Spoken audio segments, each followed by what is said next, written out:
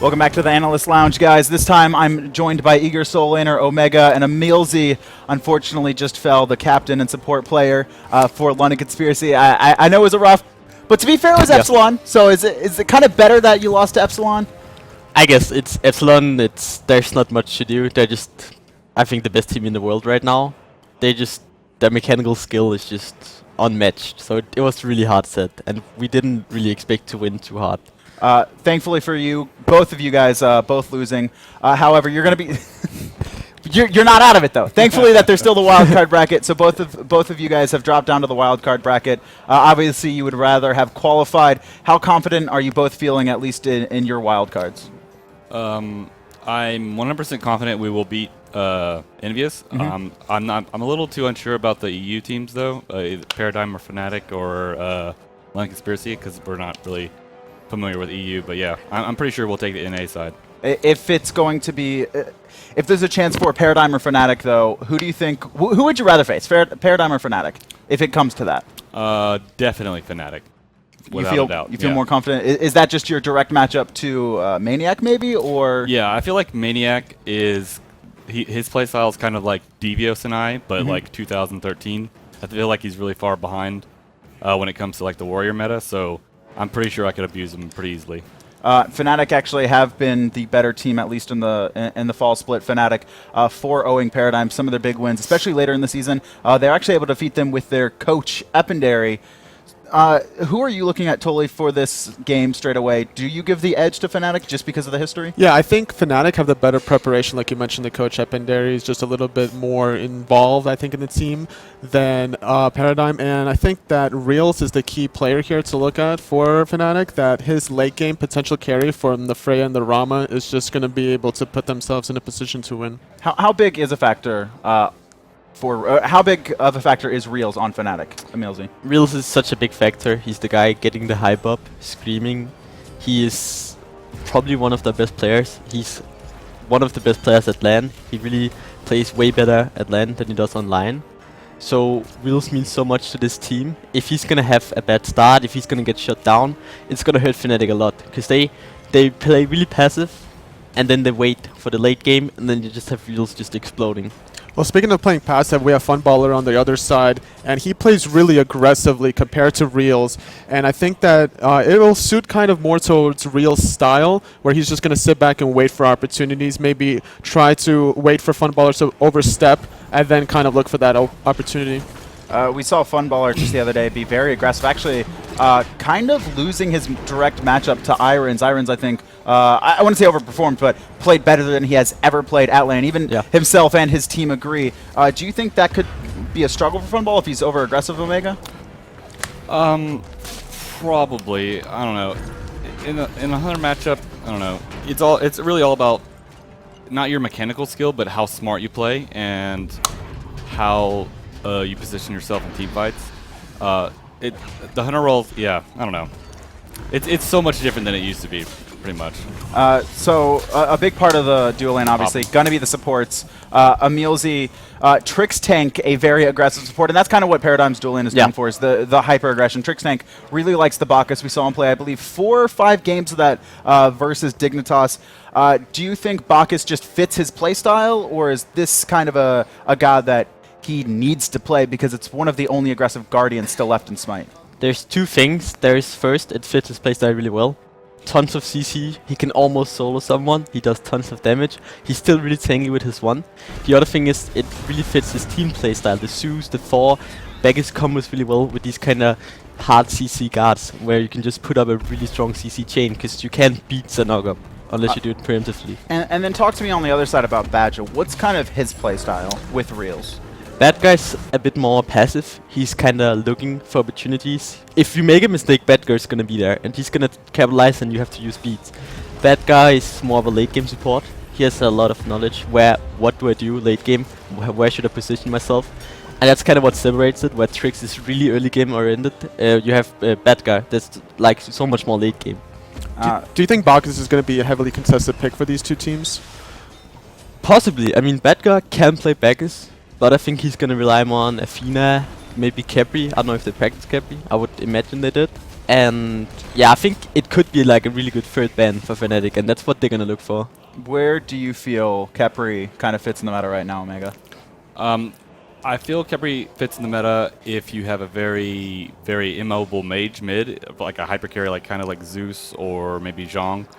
But I don't know. I don't think if you're not playing a hyper carry immobile mage mid, you really don't need them too much. I think you could just ban them out and then like over aggress and pretty much destroy your team.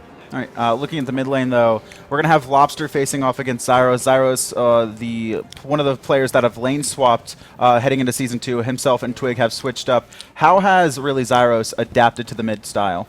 He's adapted pretty well, I'd say. He plays a lot of similar gods compared to Lawbster. Most specifically, he plays Neith. Not too many mid play those 100 positions. We see him here playing Nuwa, another favorite pick for him. Generally, a really safe pick for Nuwa, and compared to Lawbster, I think Lawbster prefers the Zeus style, the aggressive, bursty style mages, so that's, I think, where the difference comes. Omega, talk to me about Neith, actually, because there have been a lot of North American teams that ran it more towards the summer split, I believe, when the double hunter style really started to come about. Why has North America kind of dropped Neith, and why do you feel Europe still runs it, in the mid lane at least? Oh, mid lane Neith? Yes. You pick Neith based on where you want to put aggression on the map. So if you pick Neith in the AD carry role, you're looking to camp me like they did yesterday. They constant Neith ults over and over and over again. You put Neith in the mid if you want to aggress either a solo or AD carry side. So yeah, pretty much just the global annoyance. Is How do you have to adapt your playstyle in the solo lane?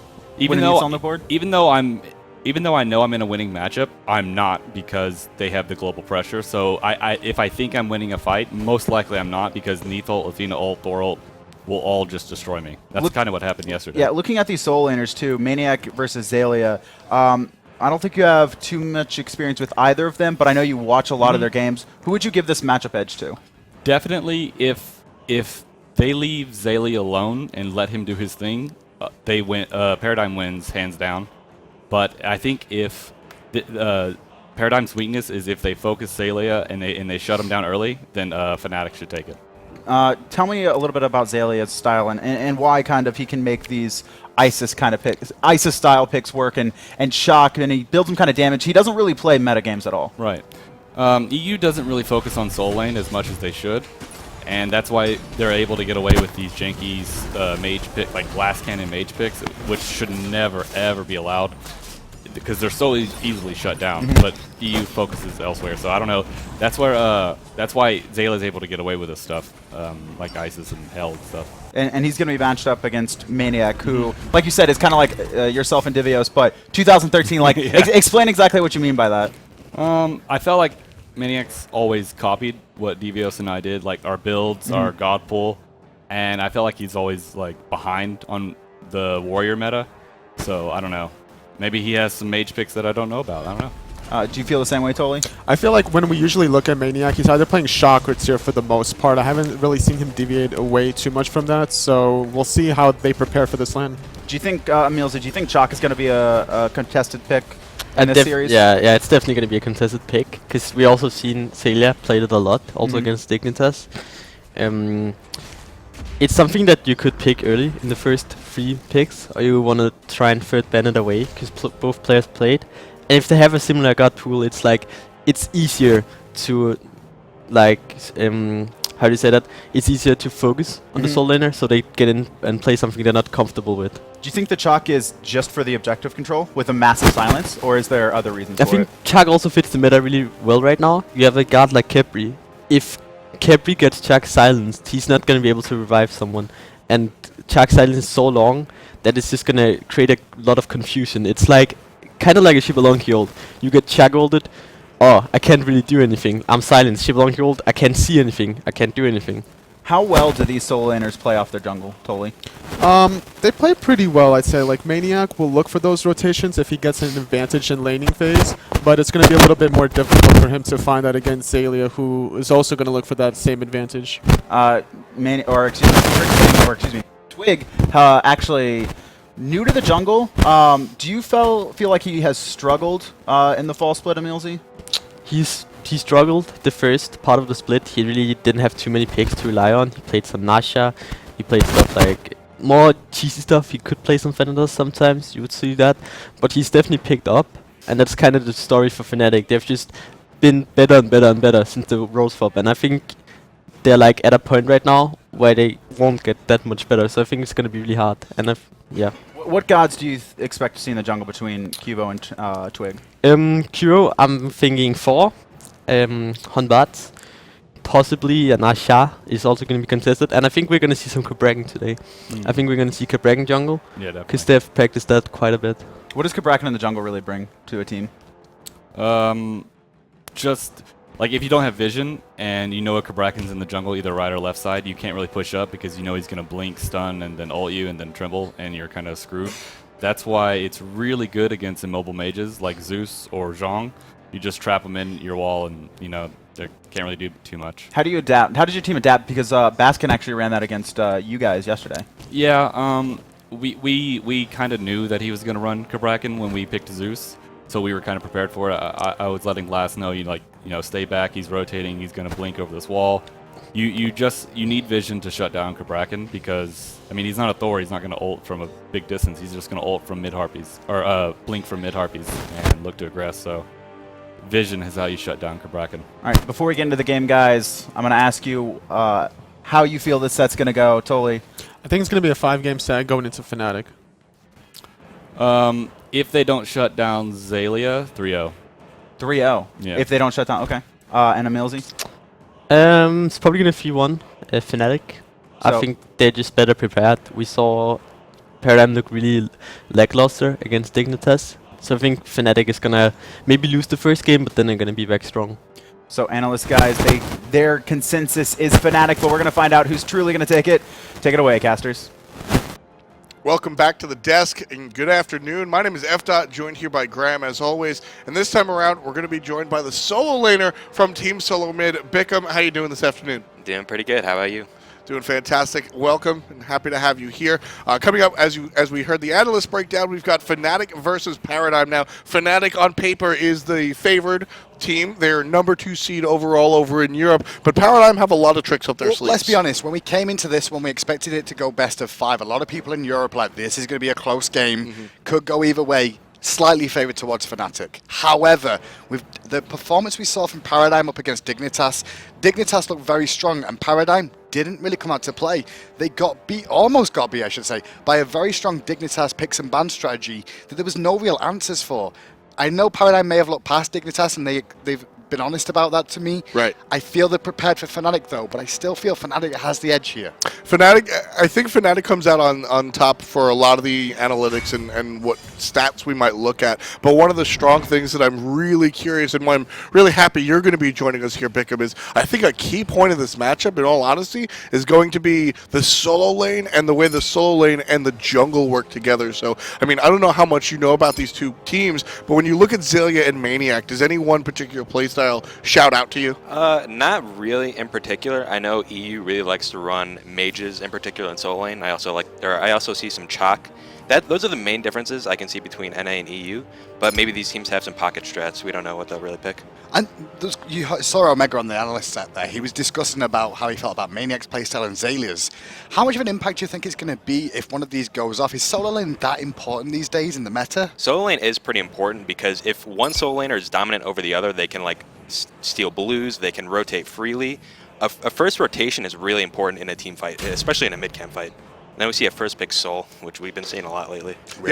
Soul's been pretty powerful. FnATIC, I know FnATIC is one of the teams, we keep mentioning how Soul is varied when it comes to how much respect these teams give. When it comes to FnATIC, they really like Soul. Expect to see this in the hands of Reals, the Hunter. Possibly, but they could take it mid lane. Zyrhoes played a lot of Hunters throughout the season as well. A lot of Ulls, a lot of Neiths. Wouldn't be surprised to see him look for that one, but in response you see the Neith immediately picked up by Paradigm. Why do we see Neith so much, Bickham, in response? I'm not really sure. I don't know. They may have a certain strategy. They might want to put it solo, but I don't think they really need to pick it this early, especially Bastet as well. I feel like Humbots is just like stronger in general against Bastet, but maybe that's just Paradigm's thing. Neith in general will lane very well against Soul because the wave clear is there, and there's the old classic Neith Bastet combo, but as far as the bigger picture, we'll have to see the rest of the picks come in. Khepri and Janus, two just very strong picks on the side of FnATIC. Yeah, I would have liked to have seen the Khepri pick instead of Neith because odds are Soul is going to go ADC, and Khepri is just a super strong right now. He is really, really in a good spot. And Janus, a god that we've seen a lot throughout the season, but this SPL, not that much. Ooh, I like the Bacchus pick. For Paradigm, this works out really well when you look at a player like Trixtank. He's known for playing these aggressive supports. I mean, most notably the Warriors, really. So Bacchus, will likely see him in that support role. Can be moved around the map a little bit, but when he plays on the support in the hands of Trixtank, this can be a devastating character. Very contested pick, that one as well. We've seen a lot of Badgah on that Bacchus throughout the season, one of his most winningest gods as well. So not a surprise to see Paradigm look at maybe taking that one away. I know Khepri's on the table. Khepri has multi-role before, although I doubt we'll see it here. Humbat's taken away, and you were calling that one a little bit earlier. Thor is still available though, so that is what I'm guessing FnATIC is going to take here. Paradigm, they've already got their, well, I say jungler and Bastet, but Xaliea is known to really... How's he Circuit matchup against Bastet as well? Because Circuit is available for the jungle here for FnATIC as well. The thing is, it's kind of like whoever can poke each other first. Like if Bastet can get the first like scratch on her before she can get her taunt, especially if Circuit misses her taunt on Bastet, that can like spell death for the Bastet. It's such a wide variety of picks there because New War being locked in for Paradigm here. We've seen it in the mid lane. We've seen it in the solo lane. Xaliea ran it last game against Dignitas. Neith also. Lawbster's run both of these gods in the mid lane too. Still flex picks, which means there could be another Hunter here for Paradigm. Maybe the Freya, which we've seen a lot out of Funballer this season as well. There's a lot of options for Paradigm here. Keeping it open, keeping it varied. On the side of FnATIC, a little less as far as the options are concerned. We're looking at almost undoubtedly a solo laner of Chaac and a jungler for FnATIC. We'll see it as Thor. Great pick right there. Now, Chaac is interesting. Chaac is very polarizing when it comes to the North American and the European Smite community. Europe really holds him in high regard, specifically Xaliea. We see a lot of Transcendence Chaac, just straight damage. How do you guys feel on the North American side? In my opinion, Chaac is just like a strictly worse version of Osiris and Bellona. Like if you think about it, Bellona and Osiris, if they run in an ADC, they can like stick on him or her and do whatever they want. Whereas if you use your 1-2 combo as Chaac on an ADC, you kind of just like die. They'll outtrade you with lifesteal. And you see Paradigm picks up Bellona, and Bellona does very well against Chaac in lane as well. And Xalia's played a lot of Chaac this season. It's one of his most winningest gods as well. So surprised to see that we see FnATIC take it away. Obviously, we said, the analyst desk said it was probably going to be a very contested pick here.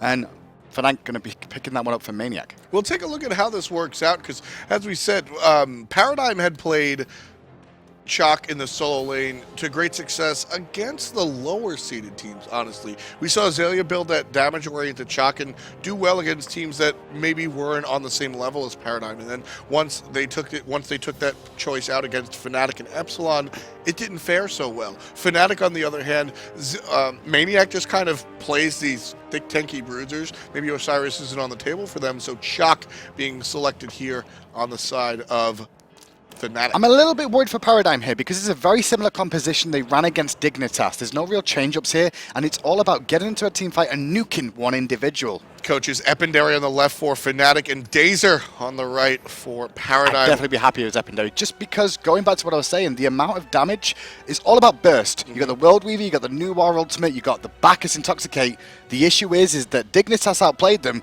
with this Khepri, and once again it's available. Keep him alive, and the burst is gone. What do you do next? Yeah, Khepri Soul is just super strong. Like Soul already has like the 3-second immunity, and then if she can hold out long enough for Khepri to alter, that can really turn a team fight. And not to even touch on the lane clear. I mean, Khepri, when coupled with a Shibalonki, clears the lane very well, let alone a Soul whose basically entire identity is about pushing somebody out of lane early on. So we should definitely see the left lane or the long lane go the way of FnATIC. On the right side, though, as we take a look at Chaac, it'll be Chaac versus Xalia's Bellona. And you mentioned earlier that one is likely to go in Bellona's favor? Yeah, especially if Xaliea can allow maybe to get hit by the Chaac axe, because that'll force him to tank creeps, and that Bellona can basically outtrade him from there Pulling on back afterwards, because he's already started attacking. Interesting build from Zyrhoes here. Looks like a potential breastplate of Valor Rush coming out straight away. Guess he's a little bit worried about the pressure that we could see from the Bastet early on, putting the poke damage on. but going for that early means that it's going to be a lot more difficult for Qvo to find any sort of picks here. And one of the things right there that Bastet works well against Janus in the sense that her damage, Janus will escape through the wall, but her damage is dot oriented, so the ticks will still go on while Janus has seemingly escaped. So the early breastplate is just showing that Zero's really, really trying to play defensively against Qvo. I really feel FnATIC's composition is the stronger one here. They've got high mobility as well with the Janus and the Thor across the map. Sol very safe in lane. Chaac, maybe that's the question mark to the whole composition here, but it's very safe in the laning phase. How do you feel, Beckham? I agree. Like, FnATIC's comp, they transition well both in mid-game and late game. Like Thor and Chaac are both really good mid-game. They also have pretty good late game as well. Not as strong as I would say Bellona, but Janus still does really well, and Soul Khepri is just pretty unstoppable. Exactly. That's really what I'm looking here, because what's really been said a lot about the Soul is how powerful she is early and late, but mid-game is a really big hole. So you are filling that with two pretty much. Chaac is the mid-game god. Definitely. And with Soul having that big of a divot in her mid-game, Chaac fits in perfectly for this FnATIC comp, as much as we spoke ill of his late game. And I think how this game's going to run out now, honestly, is going to be Paradigm are going to make all the aggression, obviously apart from after laning phase, looking for a big pick with the World Weavers and the new Fire Shards raining down. If Badgah can keep his teammates alive with that blessing and revive them again, then it'll be FnATIC's time to shine, because the Janus ultimates will be available and Thor will be available to dunk in as well. Very tricky situation for Paradigm, but FnATIC still have work to do and have to play it correctly. This is an interesting dual lane with respect to the Hunters as well, just because going off of the way that these two Hunters are really known for play. Funballer is known as an aggressive guy that wants to fight and box, and Neith, not exactly a character that really lends herself to do that sort of playstyle. Neith's a character that, whereas if you, it all relies on whether you hit your root or not. If you miss your root, that loses the entire engagement. I think that's a big key in this matchup too, is the fact that they both respect each other, these two Hunters. Funballer, very aggressive. Realzx, calculated aggression, but very aggressive himself in his own right. He's very careful. At the moment though, maniaKK doing very good work over in this solo lane, up against Xaliea, as we go into pause for a moment. He's really starting to bully this one out. Are you surprised? I am surprised, actually. I'm guessing that Xaliea is allowing himself to get hit by too many of Chaac's abilities. What really you want to do is force him to tank the wave with the blue zone, because if you won the wave and you stand in it, that means he'll be forced to tank the wave, and then you can clear the wave for free and then force Chaac out because he's going to be tanking creeps. What's the difference in the builds here with Bellona? Because obviously Bellona, Chaac, they're very similar. They're both warriors, but one's gone Bluestone, one's gone Death's Toll. What's the difference? Bluestone in general just helps with early clear, and Death's Toll on Chaac's kind of awkward because the big thing with Bellona and Osiris is they have the cleave auto attack, so that's like, kind of like a mini lifesteal.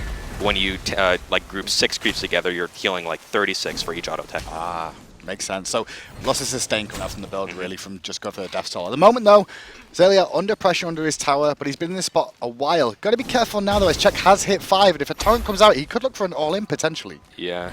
He's kind of allowing himself to be hit by the Chaac ones. Like, he needs to stand farther back while he doesn't have lane pressure. Is it either stand further back or stand closer to the minions, like you said? But I guess at this health, I think it's too far for him to do the strategy of standing close to the minions and getting hit. Like, that's like a level 1 through 3 thing that you want to do. Over here, we do see a early rotation from the jungler because of how much pressure maniaK's been putting out. The cats are down, but overall, just an ultimate and some heal might be fine.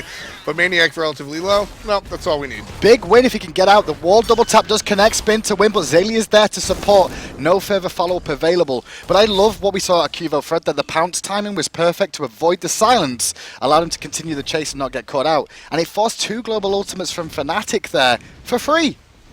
Yeah, really just a fantastic... It was a good gank over here, because at the end of the day, sure, the kill doesn't come along, but it does alleviate the pressure for at least a wave. And you take a look at Bellona now, she's relatively healthy as opposed to when she was sitting at 25% HP. So it's not always about getting the kill, especially when you're ganking solo lane, which is usually occupied by tankier characters. A lot of times it's just about giving your teammates some breathing room. Yeah, but the big thing is breathing room. Paradigm definitely have that now. I mean, New mid lane wants to farm up, get a couple more levels, get that Book of Tough online. And the dual lane, they were under pressure anyways. Very difficult to get dived under the tower, but a Thor Janus, probably the two that could do it the best. Realzx rotating over here for these mid Harpies, so definitely wants to take advantage of that experience. And also, that's just we see that a lot when players are playing Neith as well. When you're able to clear that wave as quickly, it's sort of to bring into solo lane May actually see a fight over this camp here. Double tap goes out. Change the mind, though, and the disengage happens after. I'm not sure which way they went. I feel it was Paradigm.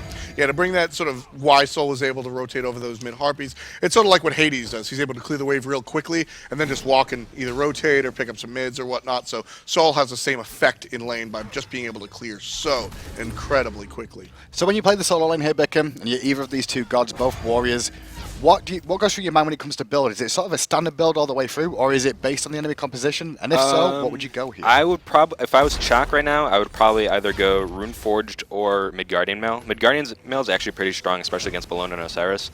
And I think Bellona, you probably just want to go Runeforged since Chaac is more ability-based rather than auto-attack-based. And obviously you're going to have Twig. Do you worry about the junglers as well most of the time? Is it just about lane matchup nowadays? It's pretty much lane matchup. It depends. If you're winning your lane super hard, like as if, say you're XT and you're against like a magical character and you're winning really hard, you might just want to get breastplate for the CDR. But it pretty much 99% of the time you're going to go against your lane opponent. Just lane opponent nowadays. Because Yeah. in the last meta we saw back in Season 1, it was generally you thought about your jungle a little bit as well that you were up against. But nowadays, just focus on your lane opponent. Definitely. Pretty standard stuff as we sort of approach the 5.5 minute mark. Teams just waiting for their next opportunity. We saw some action in the solo lane, but really that was just a response to how dominant maniaKK was over here, but a little bit of breathing room, and now it seems to have gone the other way. Little bit, it's trading backwards and forwards still, quite relatively even there. Both got health potions ticking away, so they should be okay. So it's just Xaliea the one with the health potions.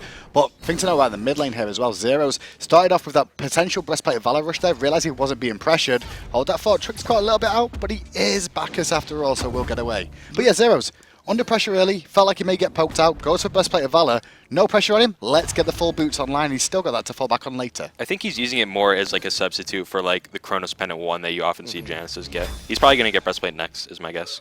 It's just one of those things that actually reduces a bit of damage, as you can see. Qvofred looking for some aggression there, doesn't find the range that he was looking for to land the pounce for the first passive to connect so he can follow up with the bleed. Threshold.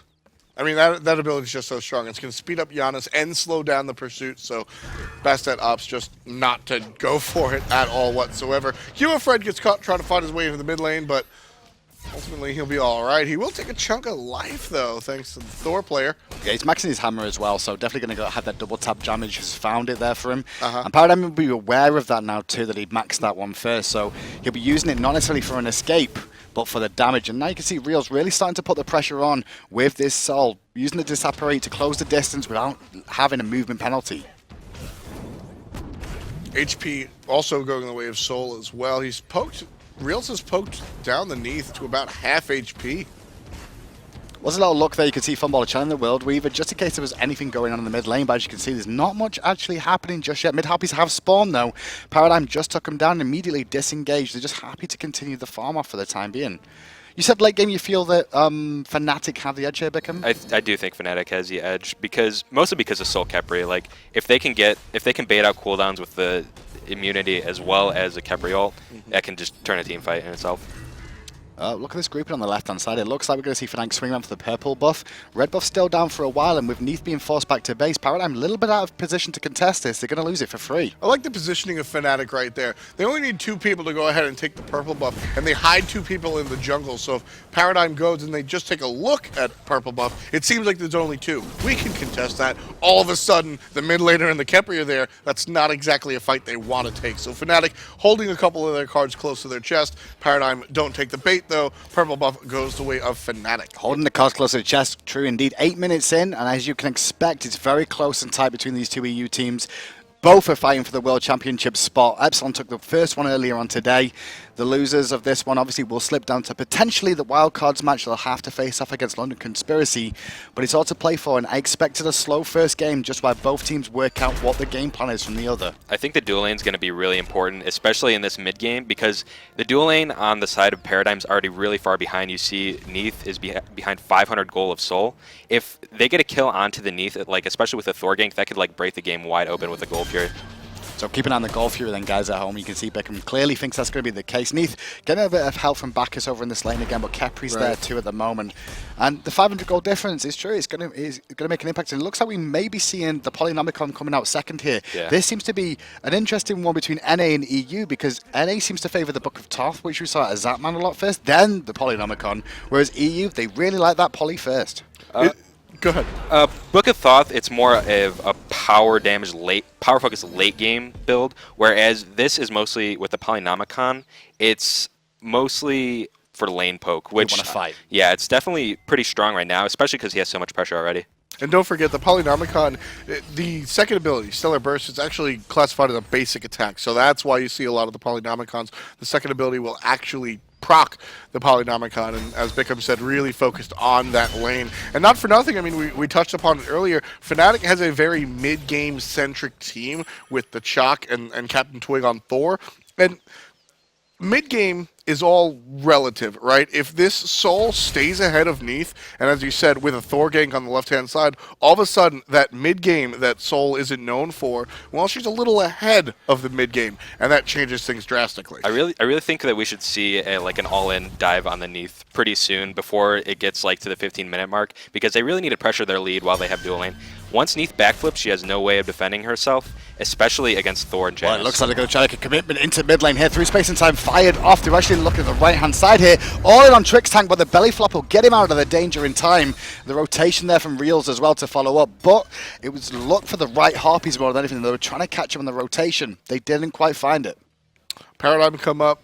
Well, they escape there at least. Trixtank doesn't get in too much trouble. But here's Khepri trying to make things happen. Badgah grabs the abduct. Nuwa wants to find a way out.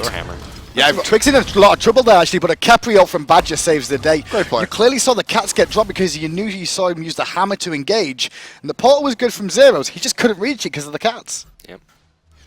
And with the soul lane builds, I'm actually kind of surprised that we see... I was going to say that, dude. Yeah, Chaac is building Runeforge, and Bellona is building into more. We might actually see a Mystical Mail. Mystical Mail, even though it got nerfed, it's still not terrible. It's good in certain situations. Why was the nerf so hard hitting on it that we saw it dropped off so much? Pretty much with the health.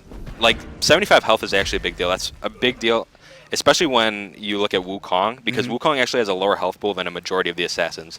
And that coupled with the fact that he gets Bluestone, which is 80 less health than the other warriors, that he just gets poked out so easily. So you see less Mystical Mails because of it now, but maybe we'll see Bellona go for that, or would you like to see Midgardian potentially against the Soul? Maybe. I think it just... I wouldn't have built that in the first place, but I would guess Mystical Mail, because Chaac's not really an auto-attacker. Yeah, Chaac's getting some basics down, but in general, you're not too worried in the sense that you want to slow his attack speed. It's really about the Mystical Mail, I think, for Bellona to be able to maintain control of this lane. Because Yeah, Mystical Mail. Yeah, but so basically the wave clear for these two characters is Chaac is an axe, it's a one-button thing, and Bellona's is bludgeon, it's one button as well, but it's a two-step ability. So the Mystical Mail will give Bellona a little bit of room to breathe. Well, FnATIC right now, their scrim partners are Epsilon, who already qualified. I just want to mention that because it's 12 minutes in, and generally, this is where we see Epsilon start to turn up the heat. And talking about that, Sol has finished her Polynomicon, and it's probably about time we'll see the Gold Fury contest start to happen. You saw CaptainTwig, they're clearing out wards in that area already, and I think once this next speed comes up, we may see a fight over the gold. Yeah, I think FnATIC really needs to pressure dual lane more than they are with their lead. The Gold Fury is really important right now. Mid lane is where everybody's looking right now. Badgah seemingly by himself, but a portal all of a sudden turns things around. Nuwa forced into the air. Very low. Is there any sort of FnATIC backup? There it is. It's Badgah himself. Zyrhoes can't walk through the fog, and Nuwa's going to find a way on the left-hand side. Heavenly popped. Badgah says no. Abduct's going to be stunned out. That was huge in mid lane though, still pressure onto Qvofred as well. He will fall down to Badgah eventually. Badgah may pay the price to Funballer and the support of Trixtank. Intoxicate used, but now with maniaKK over here, it's Funballer in a little bit of trouble that may get run down here by the jungler and warrior. CaptainTwig doesn't have an ultimate, so not able to really come up on there. There's Funball. A little bit of damage. Backflip should be up in a couple of seconds. If only he had the rain there. But now it looks like we're going to see Paradigm try and turn this one around again with a bludgeon, but a good Aegis. But there's a better Eagles Rally belly flop combo that comes out from Trix and Xaliea. Now Xaliea puts the pressure on Realzx. That disarm, huge against the Soul. Paradigm come up on top there, 3-1, despite FnATIC support actually picking up the first blood. And I think a lot of that had to do with FnATIC not pressuring the dual lane, like you said, Beckham. I mean, we saw later on sort of force the dual lane to come and get involved, and Realzx just didn't have the leg up that he used to have on the Neith. Yep. And you also saw Bacchus get 2 kills right there. Yeah. Even though it's generally not good for a support to get a lot of kills, if you do want support to get kills, it's either Ares or Bacchus, so it's not that bad. They're the two that just have the most damage in the role more than anything else. But the big fight in mid lane, yeah, you saw the pressure onto Lawbster, and we saw Twig go in the sky because he was waiting for it to land to dunk again. The problem is that she hid in the fog. Nicely did Lawbster, bought time, but still the fight went in the way of Paradigm because of it. I think Lawbster making that big transition through the jungle and survive as long as he did was key to Paradigm coming out on top, because I think FnATIC could have really cleaned house then. Yeah, the fact that Nuwa took so long to die, and I mean, it was just Badgah doing it himself, But right? he had to commit so deep for it, I think Exactly. was the key. And then Realzx was left alone with no peel after his supported died as well, that he got turned on when he tried to help out against Xaliea. You also saw that, you see now that Bellona has a huge lead over Chaac. I assume that she probably cleared a couple waves before rotating, whereas Chaac rotated at the beginning of the fight. He didn't really do anything. That's kind of like the curse of Chaac. Yep. You kind of just like stand around after you use your abilities, whereas Bellona can really clean up really easily. Xaliea, level 16, highest in the game right now. Nobody else really that close other than Janus in the mid lane, played by Zyrhoes. Then you can see the golden experience. Well, gold's relatively still even in favor of Paradigm. Experience, though, a different story, and most of that lead, I guess, is on Xaliea. Mid lane Janus here. Big point for FnATIC is this zeros on Janus has been very successful in the past, but here wasn't able to impact that fight enough to really turn things around, and sitting at 0-0-0 needs to find a way in. Lawbster pick up a death, but you know he's new Oz, so he also has a free assist in there. But the mid lane needs to happen out of FnATIC. Well, I mean, Zyrhoes, so far in the season, before coming into this, he was 6 wins, 1 loss so far in the Pro League. You know he's one of his go-tos. He played it a lot during the summer split as well, and he's had very good time, and teams realised it. But now, because of all these other gods coming out, Janus is slipping through picks and bans, and he's gone back to it. I think it's also going to be a while before we see Janus damage come online, especially because he rushed the breastplate. But the breastplate's going to help him against Qvofred here, but he still gives him the cooldown reduction, which allows him for the utility option, I guess, which we saw a little bit earlier on when he tried to help his team out Twig when he got a little bit stuck in the mid lane. I think he also bought pen boots to compensate for the fact that he got breastplate. Usually you see Januses get cooldown boots and Chronos Pendant, because the Chronos Pendant kind of helps with the damage, but if he built cooldown boots and breastplate, he would do literally no damage. And he's not having to worry too much about mana with Book of Thoth coming out here more than likely, and the breastplate together. Mana's not going to be an issue, so Chronos Pendant does give you the regen, a little bit of damage and some mana regen as well, but you don't need it this time around. Both of these teams playing relatively passive, and this is generally how we're going to expect to see the Paradigm FnATIC matchup. FnATIC tends to play in spurts, and Paradigm is going to sort of mirror that, where FnATIC bides their time, and then as soon as there's a window of an opportunity, FnATIC will go all in. We'll see a full-on fight and full-on commit, as opposed to these one kill, walk away, one kill, walk aways. So there's going to be a lot of time for the teams to sort of reset and regroup, and then jump all on in. Well, Paradigm on the left-hand side, they got the first left harpies for quite a while for themselves. The right one's due to spawn now. And I think they just actually went down to Paradigm as well. So small little windows of wins here. Back in the old seasons, we would have seen that being a big majority win, but small little leads. And that was mainly because Badgah was over on this left-hand side, where you can see him now, kind of hanging around there, looking for a pick onto Funballer. Khepri is like an odd character, whereas the Abduct, it can allow to get picks, but it's kind of like the same way with Sobek, where if you go in, you miss, or you use your dash into like a bunch of people, you can die instantly, and also force your ult. It does give a good silence, though, so it's very good against the mages well, better against mages, I'd say, than anything else, just because it gives that silence as well as You're very vulnerable. But against hunters, a little bit more riskier because they can still smash you in the face. We've seen a lot of time. I mean, even this tournament, just watching Khepri abduct either the hunter or the soul, and just sort of get turned and burned on. We've seen plenty of times when the abducts missed as well, and then, well, it's 4v5 for the next few minutes. Big positioning, though, from Twig. Keep an eye on him. He's very instrumental for this game. And it looks like they're actually looking now at this goal view, but there's a ward behind it, and you can see Real's going to have to clear that one out. There's not going to be an attempt for it for now, but Twig still hanging around here, getting some farm still. Level 15 so far. Nearly finished off his next item as well, looking for the... I forgot the name of it. I don't know why it's slipped my mind. No, the regeneration... No, real? Thank you. Couldn't think of what it was. I was like, where'd it go? It's been a long week. This item recently got changed, and it's funny. Before in its last iteration, it wasn't the strongest, but we still saw one person buy it. It was MLC. And for a while, It was called the MLC of Renewal because he was the only character that bought it, really. Bought it on Zhong all the time. And he gives cooldown reduction as well as heals too, so you can't really complain. It's going to allow Twig to be a frontliner, get some damage off, disengage on low health, and then still regen after the fight if a pickup is found for the rest of his team too. So good situation for him. You generally see this on a lot of junglers these days. However, across the way you see Qvo, he's gone for a raw damage build here. Yeah, he backed and bought a full Jotun's Rest, so I wouldn't be surprised if Paradigm's going to look for a fight right now. He's on a really big power spike. And he did this power spike against Dignitas, and it really helped out the team as well. He was managing to find a lot of damage. And one thing I want to know as well, Beckham, the rise of Bastet during this tournament, where's it come from? I honestly don't know. I feel like it's kind of random. I feel like it's a lack of other jungle picks. It's also a comfort pick for a lot of players, I feel like. Because Qvofred picked it over Thor, Serket, Humbots. Yeah. So maybe that's a Paradigm thing. They value it a lot more than other teams. I could understand a lot of people are picking it against Zeus, for example, because he's Zeus, get in Zhong, and get out. Yeah. But it's mostly because of their immobility with the cats. That's my guess. Janus, on the other hand, well, Yeah. he's pretty much the god of mobility. As I said, for what it's worth, I do like a Bastet pick against the Janus because of the bleed, and you can still damage him while he runs away. But second pick is relatively high. The breastplate, I feel like, is actually really smart. I wouldn't have thought of it because the whole thing with Bastet is poke, and if the poke isn't really relevant, it can really hurt her and her damage. Right. And the big key with the poke and the damage too, you still got that Khepri. So you got to get the protection from him as well during the fights, as well as you're going to have that ultimate still to rely on as well if you do end up getting picked off. The Khepri too can shut down cats completely. The cats with the mitigation do basically no damage. Do see an interesting build coming out from Realzx though as well, because after the Polynomicon, instead of Book of Thoth, which we've seen a lot of, gone for that Chronos Pennant cooldown reduction so we can spam and get these polyprocs more often. The Book of Thoth, like I said, it's more of a late game. I feel like their team is mostly mid game, so I feel like he's buying Chronos Pennant over Book of Thoth to compensate for the to help with their mid game. It also helps with getting more rotation of his abilities off, I guess, as well with that extra cooldown. This game is starting to get pretty late. It's in the mid game right now, but I feel like FnATIC, both teams are looking to do something, but they're kind of scared to actually do it. Yeah, we saw a little bit of a taste of that over by the Gold Fear a minute or so ago, where there was a Thor stun and a double tap, but nobody really wanted to really full commit. Right now, maniaKK in a little bit of trouble. He's going to ult, but he's blocked by a bunch of the cats. Relatively slow, and with the Neith coming in as well.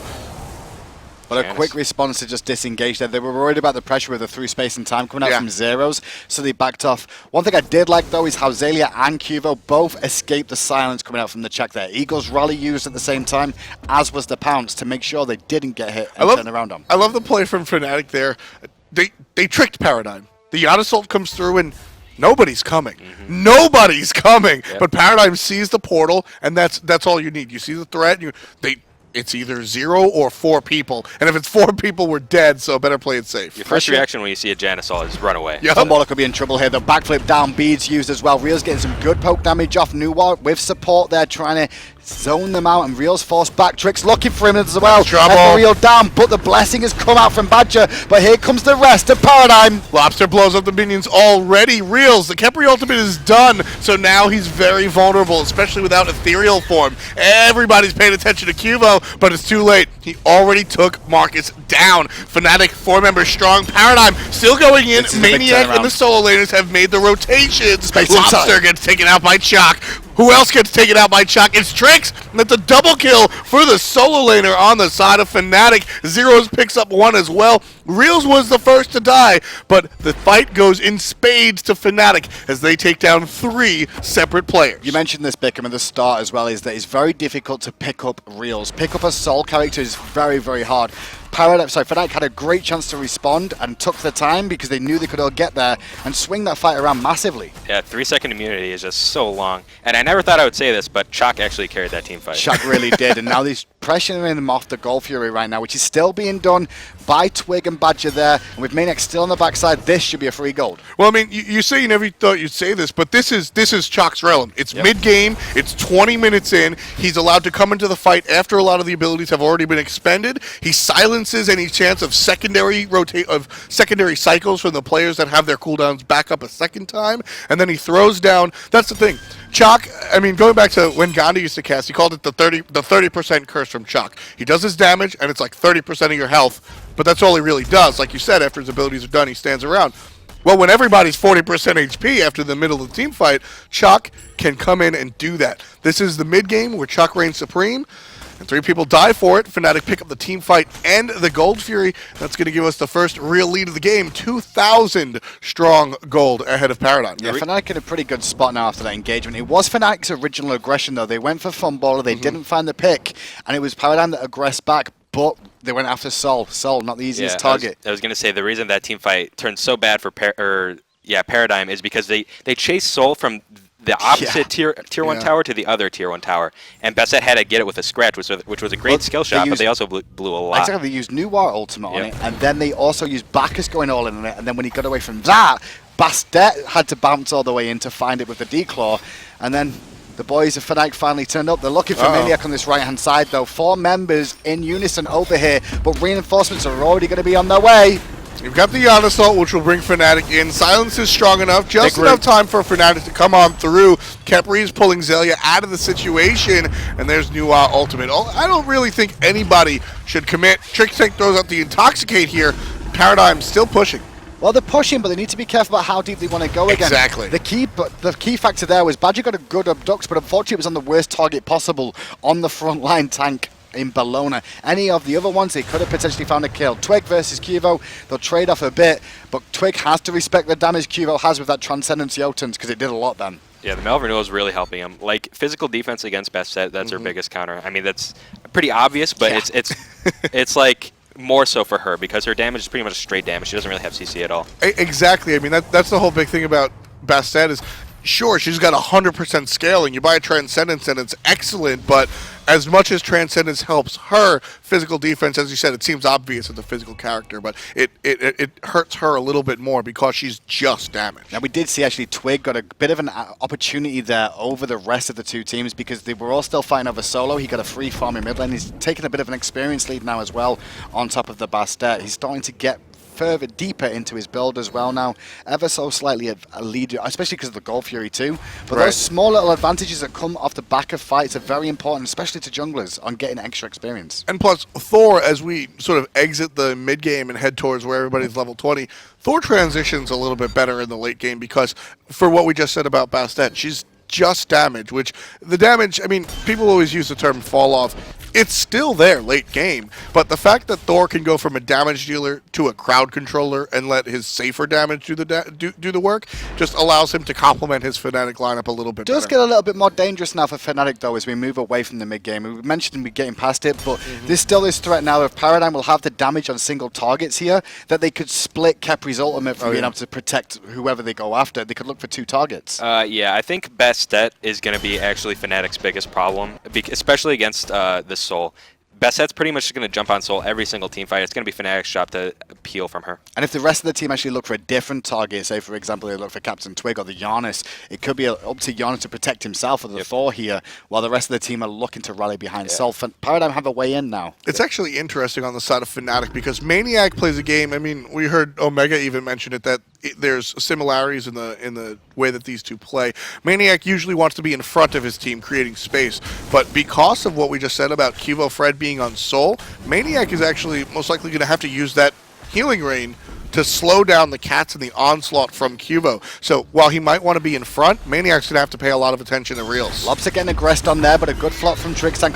Pressure off Badgah for a second, but Twig still under a lot there. Has to use his ultimate to get out. maniaKK teleporting around the back though, and they're looking for Lawbster. Can they find the pick? Yes, they will. Still looking for more as Badgah gets the cats on him. Has to ult himself, can't get involved in the fight. This could be big for Paradigm. Twig gets taken out by the cat. Qvofred on the top side of that one, but Realzx makes sure he pays for it. It's a 3-on-3 right here in the middle lane, and Xaliea is going to quickly turn that around. 3-on-2. Badgah and maniaKK are the only ones alive on the side of FnATIC in this fight. They're going to go ahead and retreat. So 2 dead on the side of FnATIC, 2 dead on the side of Paradigm, 2-2. It looks even, but Bickham, who comes out on top? I think Paradigm definitely comes out on top. You can see they're pretty healthy right now. They can probably push this tower in. They have the Neith, Bellona. If Bellona just like stands in front of them, I feel like they can get this tower for free. They're going to start pressuring it now. maniaKK doing what he can on that Chaac, but instead they're looking exactly for the Scarab at the back. No ultimate available for him. It got blown earlier, and now there's small win. But Zyrhoes is back here, so they may need to disengage. They're not going to get the tower. That threshold is going to make sure that Bellona takes a couple more tower hits than she might have liked, and with the ultimate and a Chaac, looks like we're going all on in. maniaKK tries to make it and does make it happen against Xaliea. Ultimate out of Janus, gonna miss because his target's already dead, but the damage has been dealt. FnATIC get to defend their own tower and pick off a solo laner. One of those things Khepri brings, though, I mean, in that engagement, we said 2-2, but Khepri used his ultimate, and then he dies again in the mid lane there. That technically was a 4-for-2 in favor of Paradigm, yet they come out on the losing end of it. Respawns happen, Paradigm hung around a little bit too long. I don't think the decision for Khepri was necessarily that wise. I'm not 50-50? sure. Yeah. I mean, you're either attacking a Khepri or a Chaac. The team fight, Khepri or a tower, that was the issue. the team fight before, I think Paradigm played it really well. I think what you want to do against Khepri is either look for a pick on him and force him to use his ult on himself, which is what they did, or isolate him, which is what they did with the Bastet cats. I don't think FnATIC know about this just yet right now. They does have ultimate, they will know now, but look at that. Trixtank zoning him away before he can even look to get into his ultimate. Trix is going to walk away. Great work from him and good work from Paradigm to abuse the situation and get a nice Gold Fury. There's been a vision fight over that Gold Fury for the majority of the early game, and into the mid game we sort of saw it wane away. Paradigm has had that ward there by the Gold Fury and took the opportunity to go ahead and snag it because they noticed that FnATIC sort of hadn't paid as much attention to the wards over there. And it was just good timing, really. I think they were using more than anything the Bastet damage that she has here. Oh, yeah. She's got a full build of damage. There's nothing defensive about this whatsoever, but hold that's for Funballer. A little bit of pressure if that wall connected. Could have been a different story. Actually, Trix is the one instead. Trix caught making the rotation, but CaptainTwig opts to play it safe and goes the opposite direction. I guess he sort of felt the rotation that might have come out I of think they would have stuck around there a little bit longer if they realised purple buff was coming up, but now Paradigm here, Qvofred as well, on this full damage in Bastet. She's the key. You were saying Bickham will find out if she can be, but this teleport from maniaKK, interesting.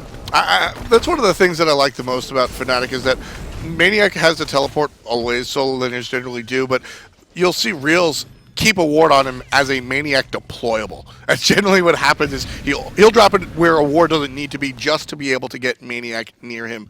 And a lot of teams do it, but you see that specifically out of Realzx a lot of the time.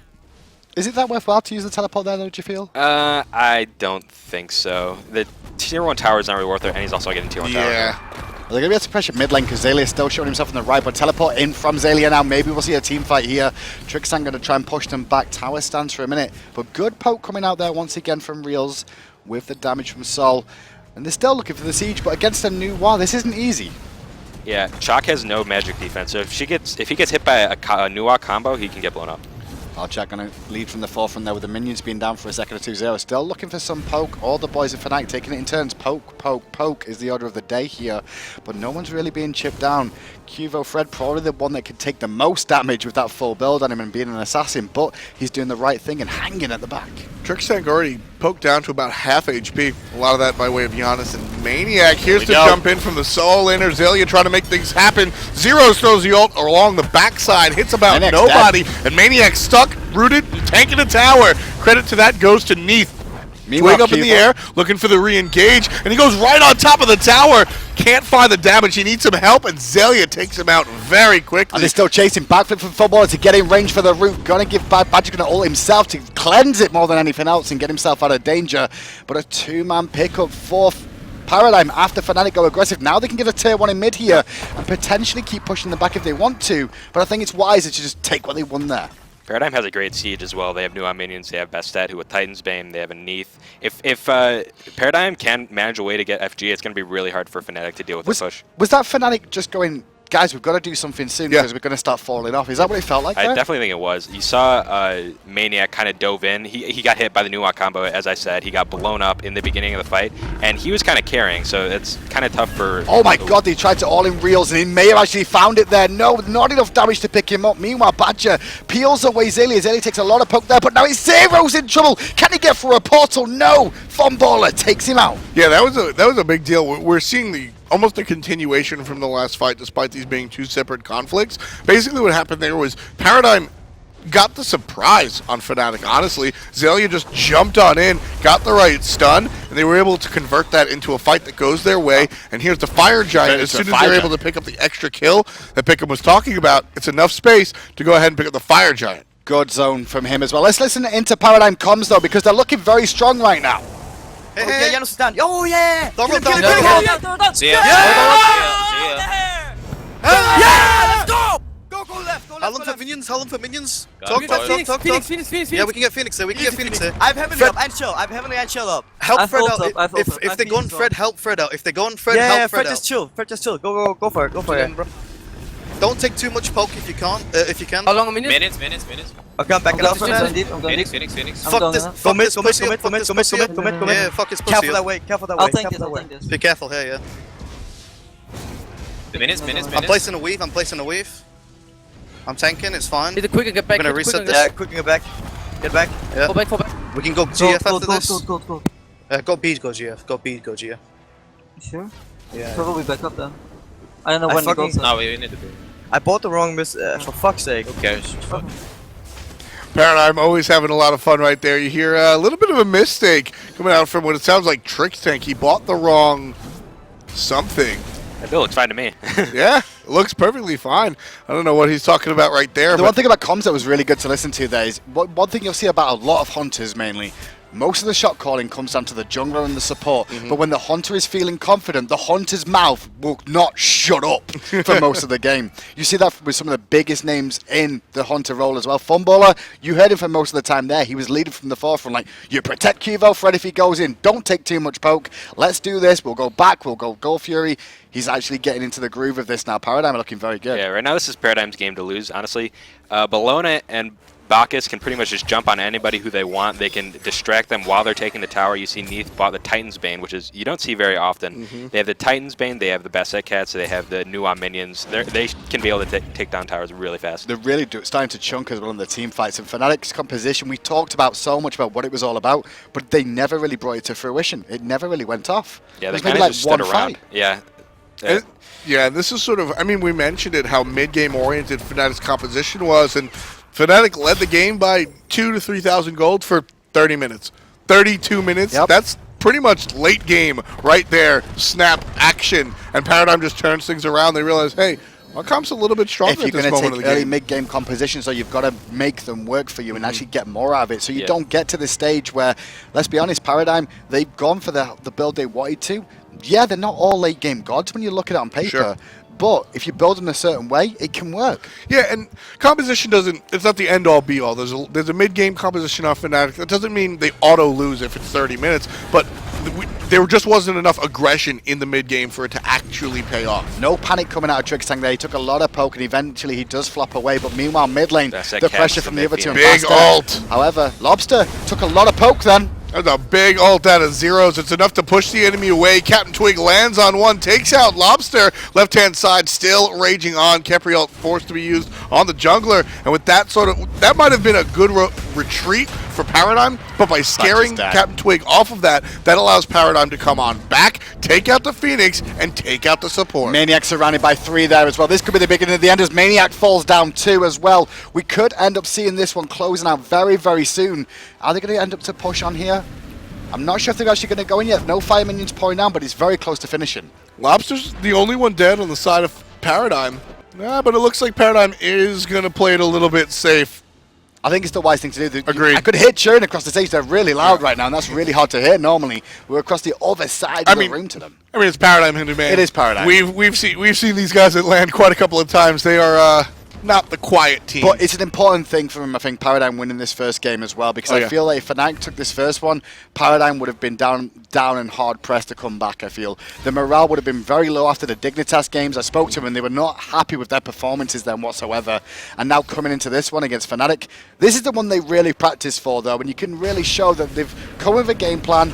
They expected some things out of FnATIC here. They knew Sol was going to go to them. They knew that, and they had plans for it.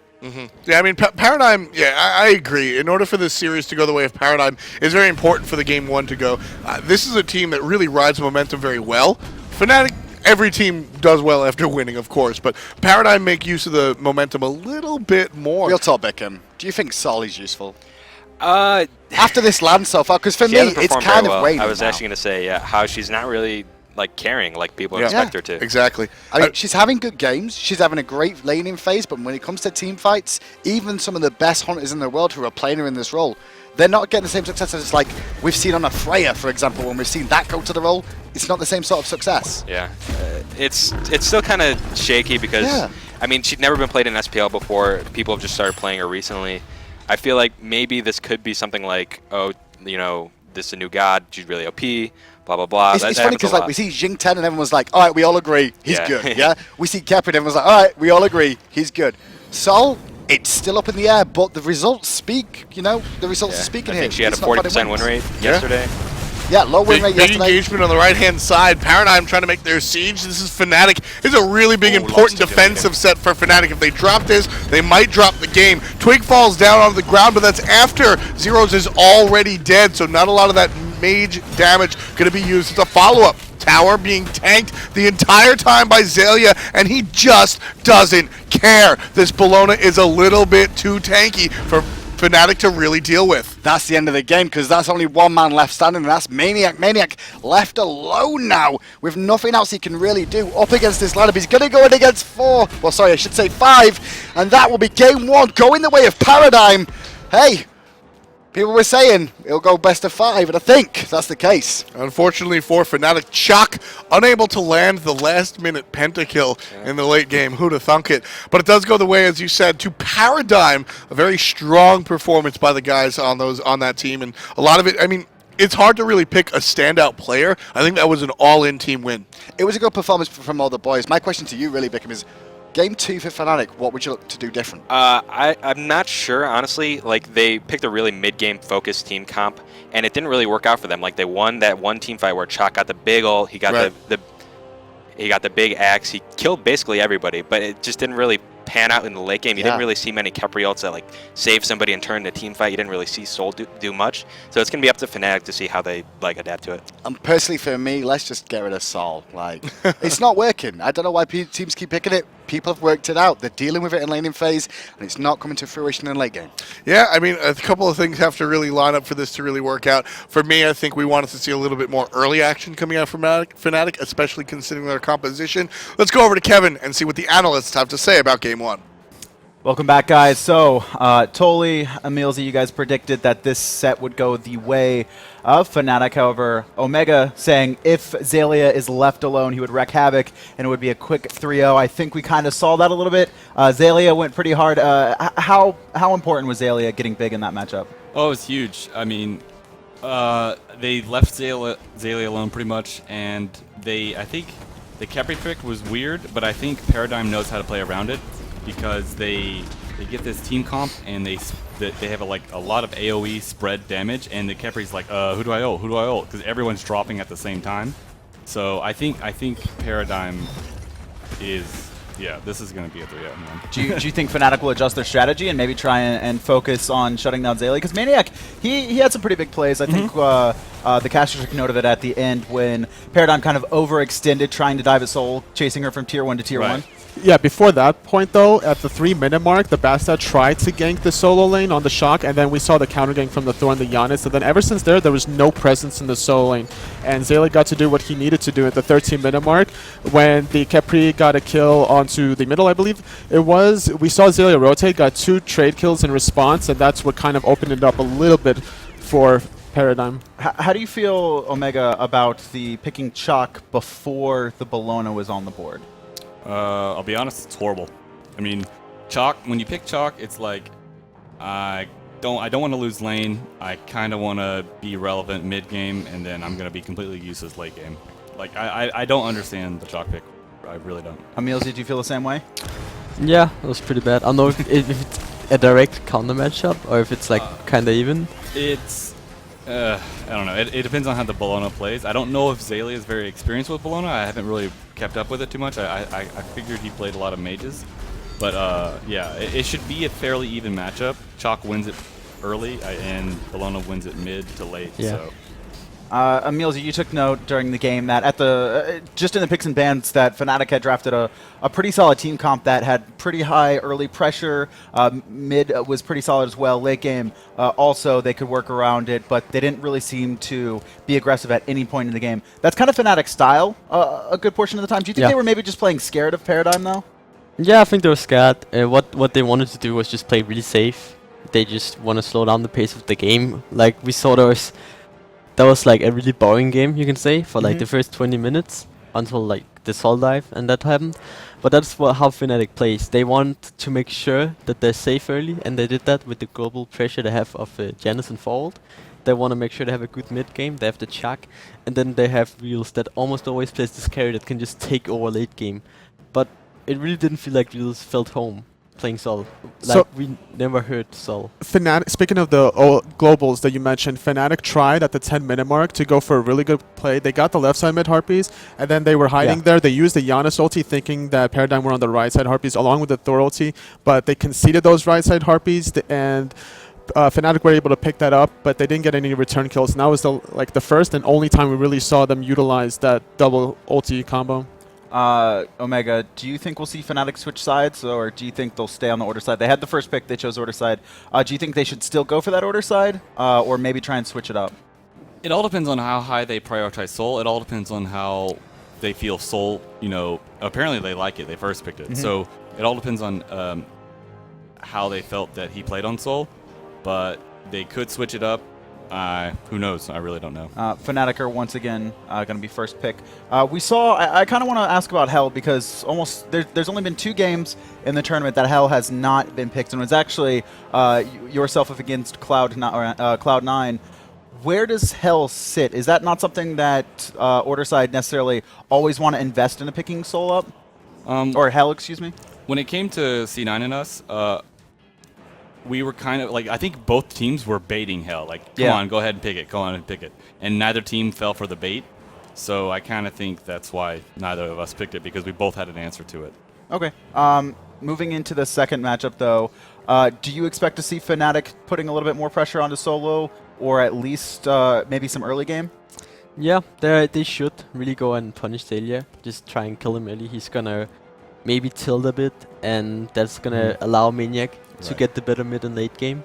And if they can do that, they're probably gonna go ahead and win the game. So I'd say still have to go global pressure, try and draft Janus and Thor if they can to make sure they're safe, but try and use it aggressively and not only just holding maniaKK out every time you get ganked. I think that they're going to have to pick some god other than Chaac. They're probably going to have to lean more towards the tier specifically for maniaKK. He really likes that god, and that'll put himself in a position to maybe get an edge over Xaliea. How do you feel about Tier? Because Tier on Demi specifically versus London Conspiracy seemed to wreak havoc. Where's Tier kind of fit in the meta, and why does he seem to always appear at LAN even if he hadn't been picked in the regular season? I don't know. He has a good matchup against gods that don't have good clear or high sustain. So I guess that's why he picked it against Xing10, because you just out-clear, out-sustain the Xing10. But I don't know. I wouldn't want to play a Bellona versus a... I wouldn't want to play a Tier versus a Bellona, so I don't know. They need to find another answer besides Chaac. Chaac does lots of damage, has lots of clear, has lots of sustain, but then you get to late game and you're Chaac and no one cares and you're bad. So consensus seems to be that Chaac not a very good pick, but both Soda leaners seem to really like it. I took note of something at the 27-minute mark. A team fight broke out, and it was kind of very spread out. But what was big to me was that Khepri was at Gold Fury, and FnATIC were the aggressors. They were pretty deep into Paradigm's jungle, kind of around the left side into the red buff. And Khepri actually had to ult himself because Bastet cats got thrown on him, and no one helped him. Like, I don't know what the comms were, but is this a problem, or is do you think Badgah maybe made that call on Realzx to just leave me alone? And then more importantly is that Realzx went super deep as Soul, and then died, and Khepri ult was down because Khepri had to ult himself because cats were on him for 10 seconds. No one helped. I think the call was you could hear him screaming. It was really hype. Let's kill this guy, kill this guy. They just focused on getting kills, so they kind of left Badgah behind. And I feel like Badgah, maybe he couldn't say something about Badgah. He couldn't say something because they were just screaming targets, and that's what you need to be a bit aware of. If you just keep on screaming the targets, you have to just look back. You know, you're just going too aggressive. Maybe look back. If that Khepri wouldn't have had to ult himself, he probably would have gotten an ult off on Sol, as you said, and it would have been a lot better team fight. Yeah, I mean, the last person Khepri wants to ult is himself. Yeah. So if you focus a Khepri that's out of position, he ults himself, he's like, well, this sucks, you know? Because the big thing about Khepri ult is not so much the revival, because people just kill Khepri after he revives. It's about him dashing away as the revived person is traveling. So That's the biggest annoyance that I dealt with. All right, before we get into game 2, though, Totally, do we think we're going to see Paradigm take the second game, or is it going back to FnATIC? Well, based on the comms that Paradigm had, they were really hyped after that Fire Giant. So if they ride off of that momentum, I could see Paradigm really easily being able to 3-0 this. Omega? Yeah, I'm confident in my Paradigm boys. So, Okay. yeah. Emilzy, you think we're going to see FnATIC find a game 2? No, I don't think so. I think it Okay. could very possibly just be a 3-0 Paradigm now. You're welcome. It seems that everyone's changing their tune here for this set, but that's going to be it for us here at the Analyst Desk. Casters, take it away for game 2 of Paradigm for against FnATIC.